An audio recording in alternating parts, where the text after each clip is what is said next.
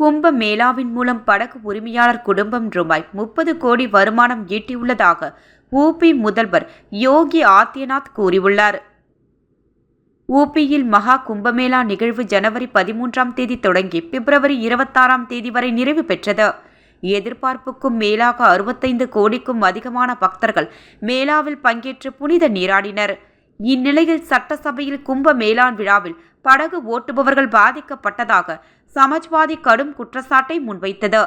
இதற்கு சட்டசபையில் முதல்வர் யோகி ஆதித்யநாத் பதிலளித்து கூறியதாவது: கும்ப மேளாவில் நிகழ்ந்த வெற்றி கதை ஒன்றை நான் கூறுகிறேன்.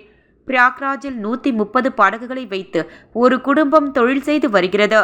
ஒவ்வொரு படகு மூலம் அவர்கள் ரூபாய் 50,000 முதல் 52,000 வரை வருமானம் ஈட்டினர். கும்பமேளா நடந்த 45 நாட்களில் அவர்கள் ரூபாய் 30 கோடி சம்பாதித்து உள்ளனர். ஒவ்வொரு படகு மூலம் அவர்களுக்கு ரூபாய் 30 லட்சம் வருமானம் கிடைத்துள்ளது. மகா கும்பமேளா விழாவிற்கு ரூபாய் 7,500 கோடி முதலீடு செய்யப்பட்டு ரூபாய் 3 லட்சம் கோடி வர்த்தகம் நடைபெற்றுள்ளது.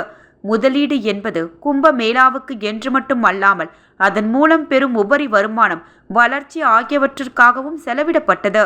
இந்த விழா மூலமாக ஓட்டல் தொழிலில் ரூபாய் 40 கோடி, போக்குவரத்திற்கு ரூபாய் 1.5 லட்சம் கோடி, சுங்கச்சாவடிகள் மூலம் ரூபாய் 300 கோடி வர்த்தகம் நடைபெற்று இருக்கிறது.